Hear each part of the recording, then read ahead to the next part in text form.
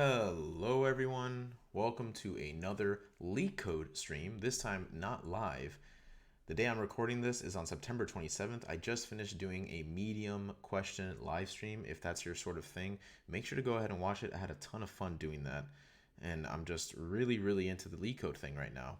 So the same way that I have medium live streams, I'm also going to be doing these medium recordings for y'all to watch during my time on vacation. I'm having a great time. Even though I'm not actually there right now, I know I'm going to have a great time. So without further ado, let's get right into it. So let's see. The minimum number of operations to move all balls to each box. I'm going to go ahead and skip that one because I've seen it before and I want to try and get to some of the ones like this one right here. I think is a higher quality question, so I'd rather get to this first. So binary search tree to greater sum tree. Given the root of a binary search tree, BST, convert it to a greater tree such that every key of the original BST is changed to the original key plus the sum of all keys greater than the original key in the BST. As a reminder, a binary search tree, well, the rest we should all know by now. That's just explained to us how a binary search tree works. Let's do something and let's just go ahead and work and think about this. So we need to change the original key plus the sum of all keys greater than the original key. We know that all the greater nodes are to the right. Most traversals that we see start going to the left first, but what if we just change it to start going to the right? You know, maybe you never really thought about that before, but if you think about it, we have all the tools to be able to solve the question if we just start going to the right.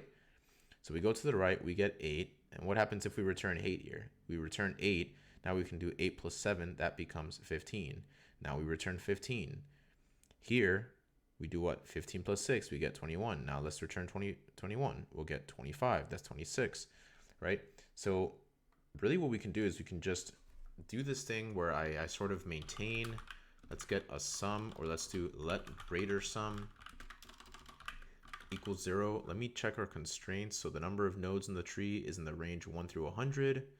Okay, that's good. That means we don't have to necessarily check for a null value here. We know we're at least going to get a root with a single node. Let's go over here, and I think for this one we'll go ahead and do, let's see, I don't want to do, so I want to go right, then I come here, I want to do an in order traversal the opposite way. So let's say in order, we'll pass an R here and we'll return this. Let's make sure to call it in order with root, and I think we just want to return the root. So what are we going to do here? We're going to say in order. Well, actually, what happens if we get to a null node? If R is equal to null, what should we return here? Do we even need to do anything? We don't really need to do anything, right? We can just return it. We don't need to return a value. Or do we need to return a value? No, we absolutely need to return a value. Let's return 0 in this case. And then over here, what we can do, or maybe not. I'm going to actually backtrack on that. We can now call in order with r.right. So imagine we're over here, right? We're at the 8. We call right, it's null, so we come back up here to 8. And now we say that r.val is equal to greater sum plus or equals, or maybe we should just say greater sum plus or equals r.val. And then we can say r.val is equal to greater sum. And then here we say in order r.left. So let's see how this will work. We call in order with 30, and we go right again, and we go right again, and then we go right. Okay, that's null, so we come up here. Greater sum, which is currently 0, we add the value of the root, which is 8, and then we set the value of this root to 8. Then we go left and we don't do anything. Okay, cool. Now we're up here. We now say greater sum plus or equals 7, that's 15, and we set the value of this to 15. So you can already see that we're doing well on these two. We come up here, we just finished on the right, so now we come up here, we do 15 plus 6, that's fine. Then we go to the left and we keep doing that all the way until we're done. I believe this should get us mostly there, if not the right answer. So I'm going to go ahead and run this and let's see what we get.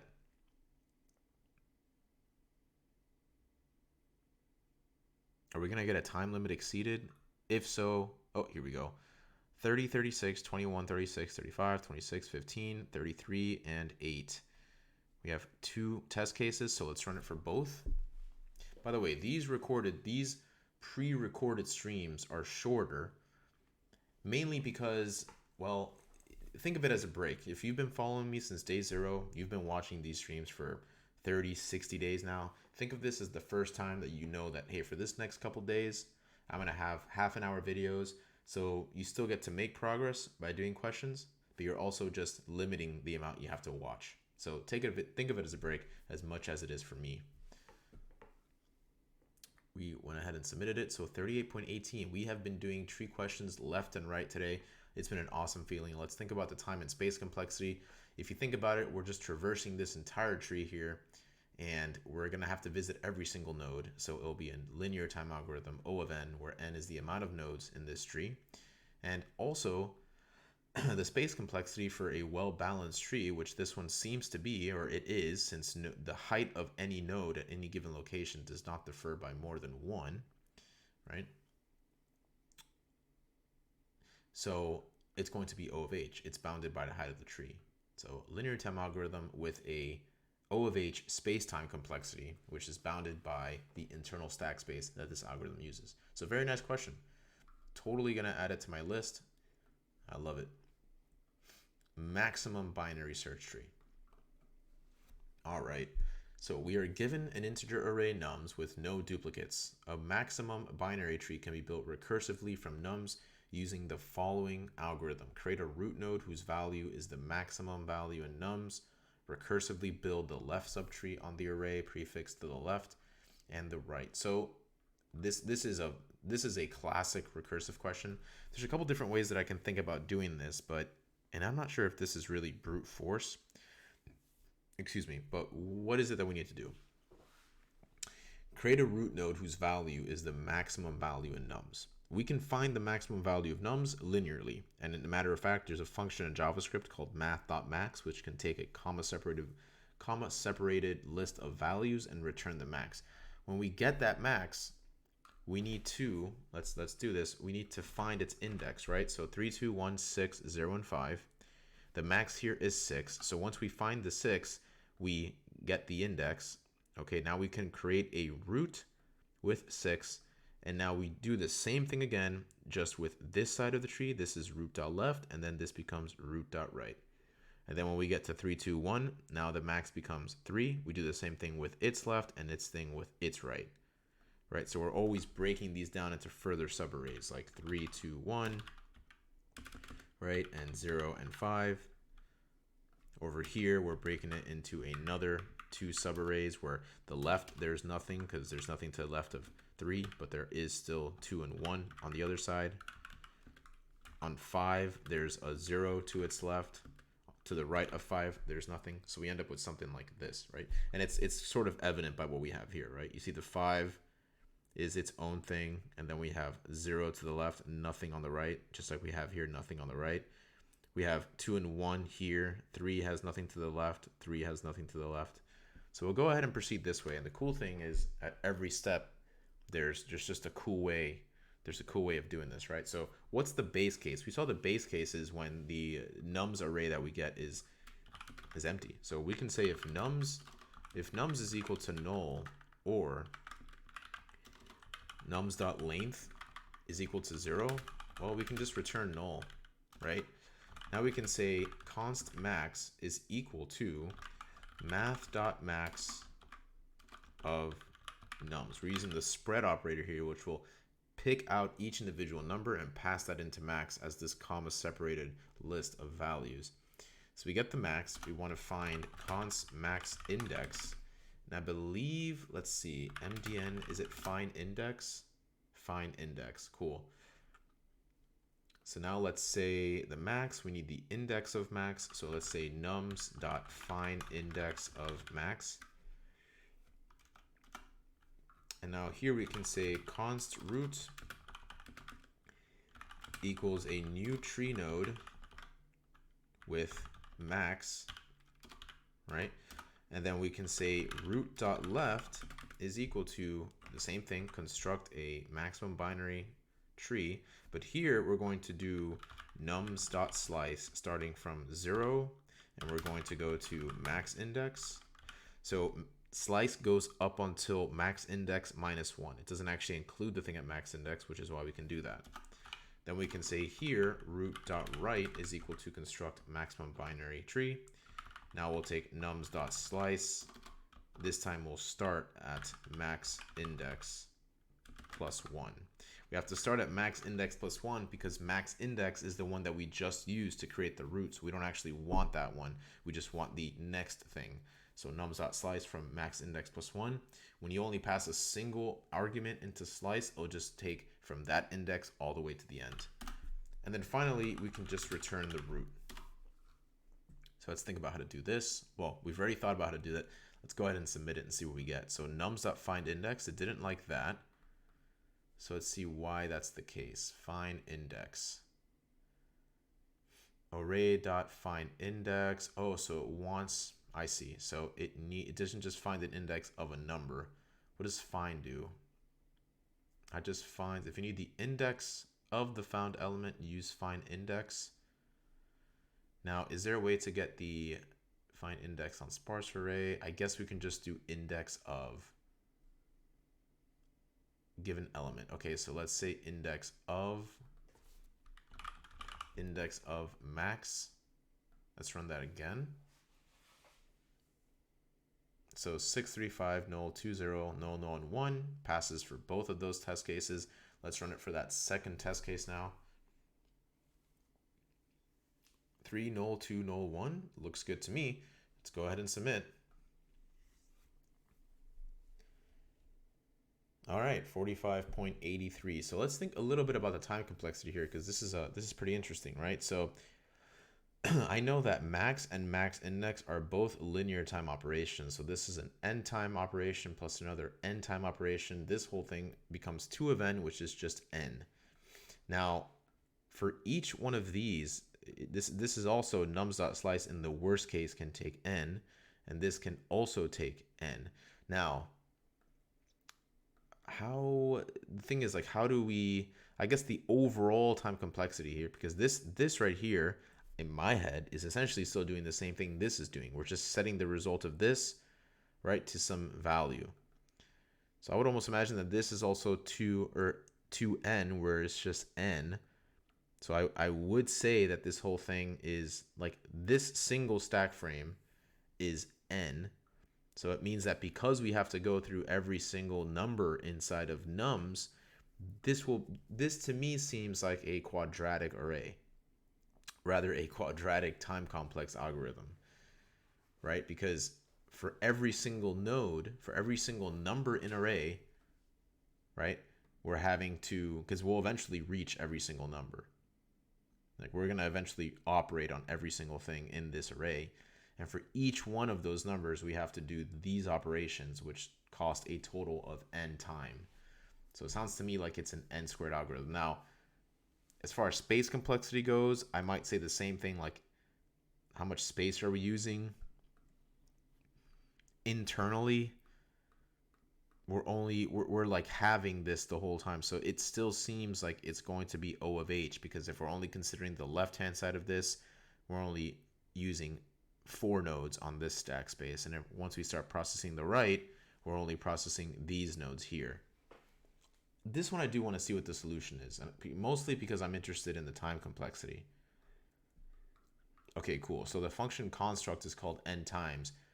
At each level of the recursive tree, we traverse over all the n elements to find the maximum element in the average case. There will be a log n levels leading to a complexity of O of n log n.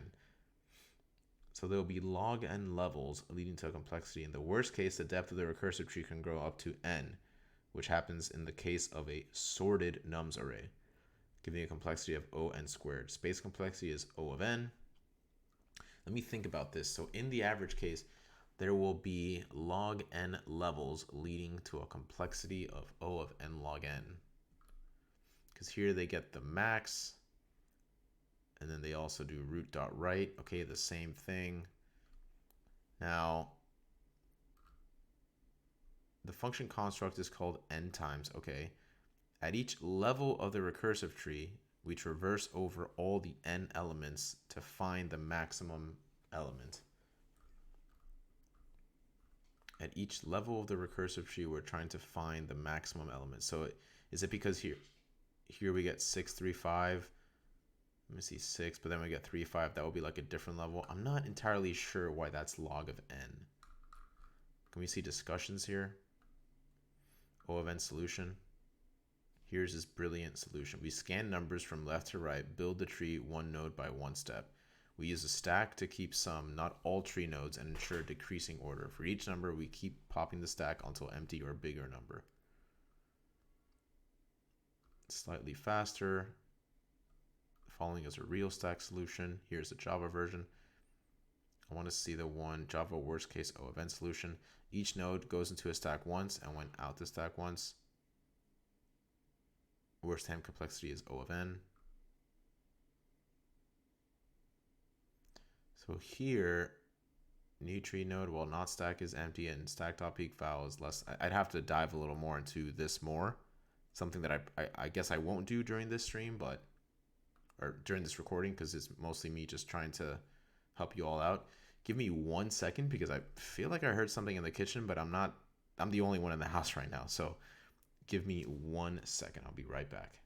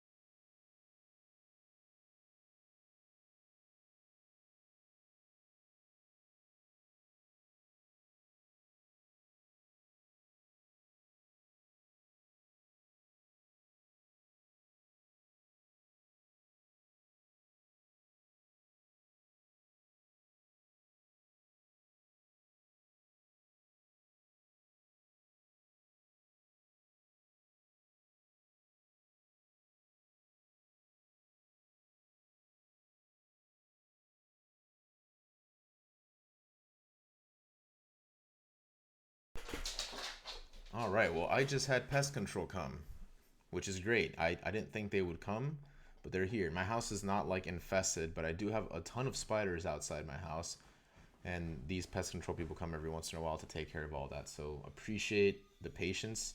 Thank you all for waiting. And let's get back to it. Let's see if we can get to another question. Been doing great so far. So we did binary search, maximum binary, partition array according to given pivot. This sounds to me like some quick sort thing, which I haven't done in a long time. Let's see. So you're given a 0 index integer array nums and an integer pivot. Rearrange nums such that the following conditions are satisfied. Every element less than the pivot appears before every element greater than pivot. Every element equal to pivot appears in between the elements less than and greater than pivot. The relative order of the elements less than, I mean, this is a lot of text. Let's see, pivot is 10, 9, 5, 3, 10, and then 10, 12, 14. Every element equal to pivot appears in between the elements less than and greater than pivot. So I guess it just means they appear next to them. So if we have pivot of 2, okay. Wait, what? Element 3 is less than the pivot. Elements 4 and 3 are greater than the pivot, so they're on the right side of the array? Oh, okay. I was looking at this. Okay. 2, 4, 3, and 3. Okay, so this, like I said, I haven't gone through I haven't gone through a quicksort algorithm in a long time, so being able to figure this out would be, or is going to be, very interesting. I mean, what if we had, and do those also need to be, okay, so it doesn't need to be in any specific order. Let's see, obviously, let's try and figure it out on our own, right? So if we have the pivot here is 2, how can this work? I feel like the best thing, by the way, if you're hearing like clicks, my dog is walking on the floor. Hopefully now he's gonna be biting on his toy. Hopefully it's not too loud. So I feel like it'd be nice to know like where my pivot is at all times. So let's say here I'm gonna create some variables. Like here, let's say I have p, and then here like I have -3. So let me actually make more room for all this.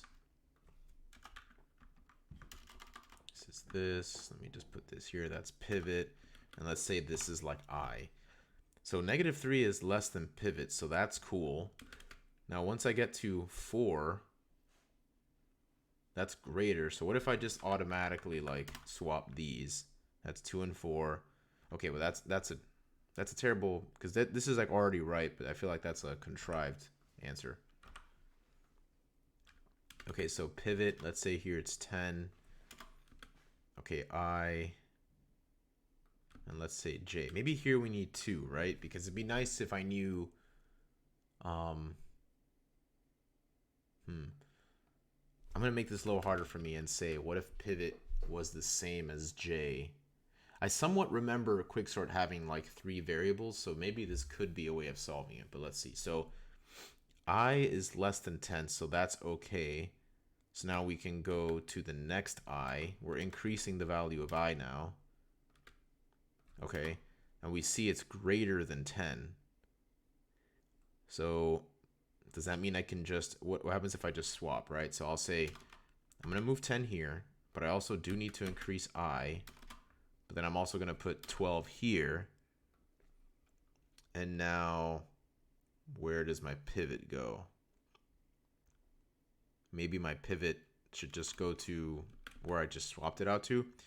Let's see, I is less than pivot, so can I just swap 5 and 10? So my pivot is now here, and my I is here. I is the same as 10, so we don't do anything. But then maybe the pivot should be here. And then 14. That's greater. But now look at what happens when it's less. Like now it's 3. And that's less than my pivot. So how would I keep it? Yeah, I need to be able to like swap these out in both ways. I also realized that like I don't even have to do this all. Like I know there's an easy way to do it in the sense that I can do it in one pass, but I also do know that we can probably do it in multiple passes. Oh, wait a second. The relative ordering of the elements. Ah, that makes things difficult, I think. Maybe.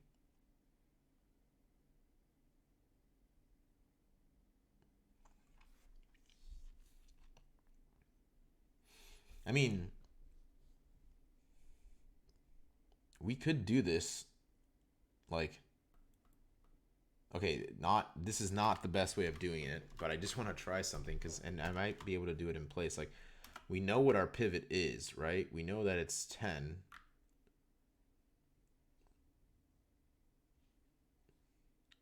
So yeah, but see, then also like I'm creating a new array. I don't want to create a new array for this, but if I did create a new array, so 1, 2, 3, 4, 5, there's 7 elements here. I'll create 7 like this. So it's like, okay, 9 is less than 10, so you add that there. 5 is less than 10. 3 is less than 10. When you're done with all of them, you add however many 10s there are. And then you just add the remainder. That could be like one way of doing it, but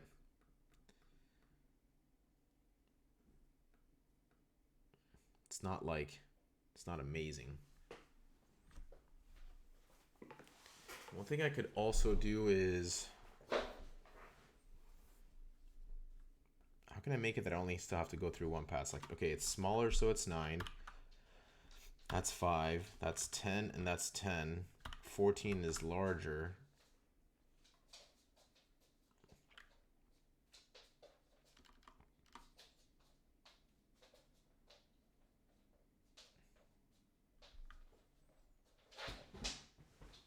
My dog is crazy.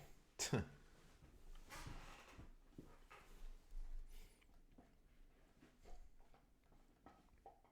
mean, yeah, very easy solution is a 3-pass solution. Like, this is how it would be, right? It would be const output is equal to a new array of nums.length for const end of nums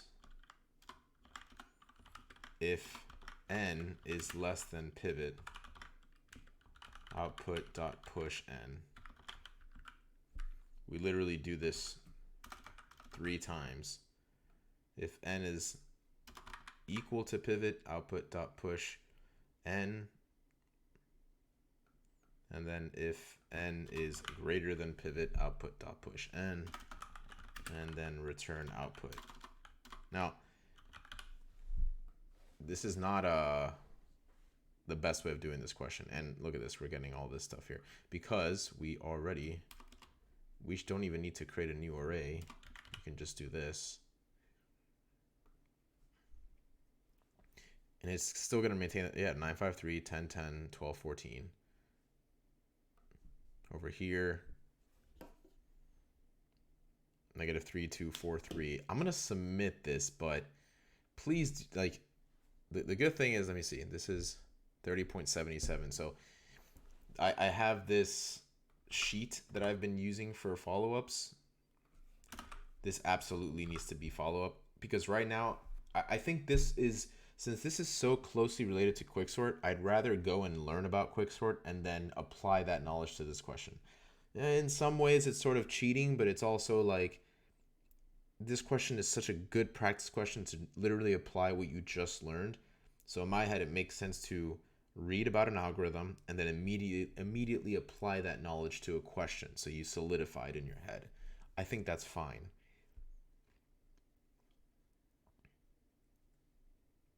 Yeah, 32.61. I mean, because here we're doing, this is essentially 3n, where I think the most optimal solution is a single pass and probably a pretty elegant pivot algorithm. So I'll leave that one like that for now. And let's see about another one. So widest vertical area.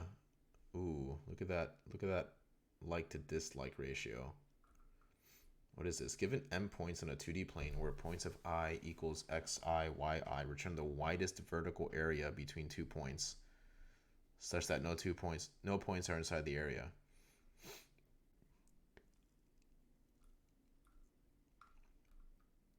What does this mean?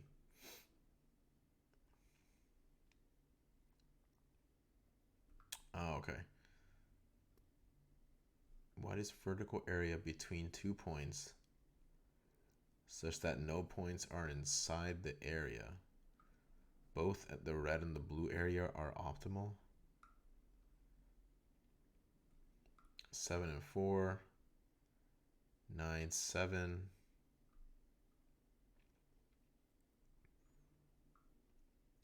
9, 9, 8, 7. So what does this mean? Output 1. Widest vertical area between 2 points containing no points. That to me makes no sense. Easy decision for me just to go to the next one. Ooh, sort the matrix diagonally. I think this one, yeah. Return the resulting matrix. I think though, because like 1, 1, 2, 1, 2, 3.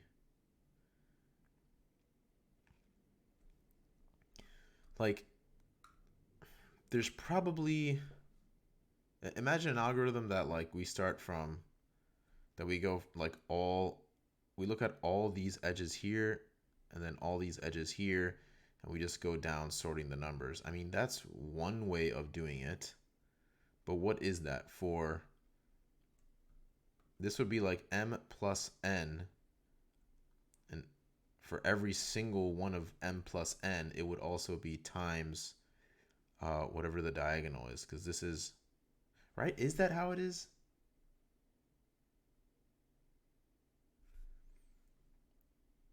So we're going through m plus n minus 1, really. That's kind of like m plus n minus 1, which is probably just n plus n. Like n minus 1 is just a constant, really. But then for each one of these, we're doing some times what? 1, 2, 1, 2, 1, 2, 1, 2, 1. How about for ones that are larger? This is just going from, I guess I'll just always go down all the rows. Because that's one way I can see it. Like if I create a function that just takes one of these top left cells, it'll just do the sort for me.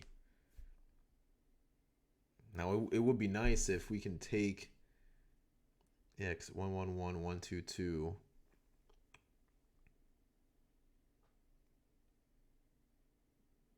Yeah, now the thing is like how do we sort that, right?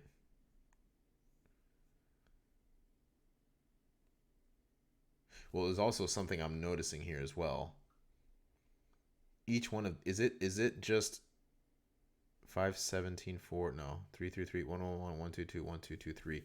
I think this is just too much of a coincidence that also each one of these rows is sorted in and of itself.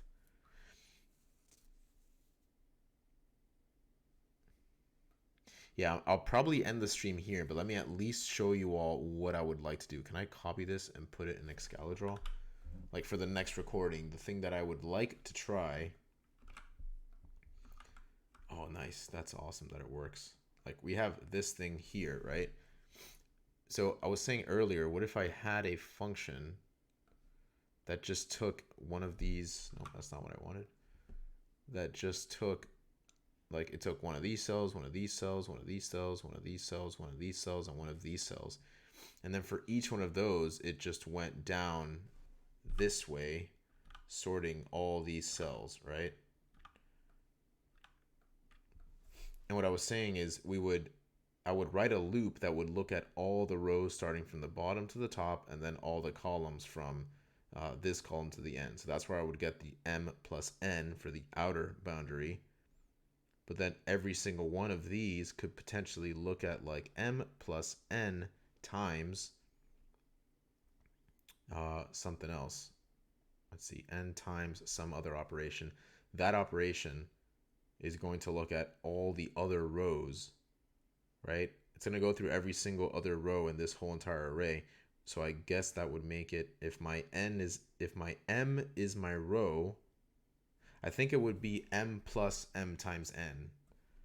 I think the time it would be something like m plus mn, which I'm not the best at simplifying this. I'm sure there's a nice way of simplifying this. But that's what I would think. That's what I would think it is. So yeah, create a function that just takes in one of these cells and then sorts the diagonal. This reminds me, I think, of a question that was called like toplets matrix, perhaps, where it's like deciding if something's a toplets matrix. Maybe that's not even it, but I vaguely remember that being the case. So we'll try this out next time in the next recording I do.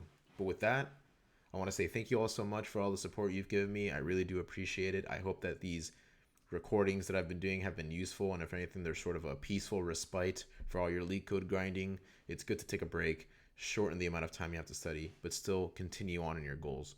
So with that being said, hope everyone has a great rest of their day, and I'll see you all next time. With that being said, happy coding. Later.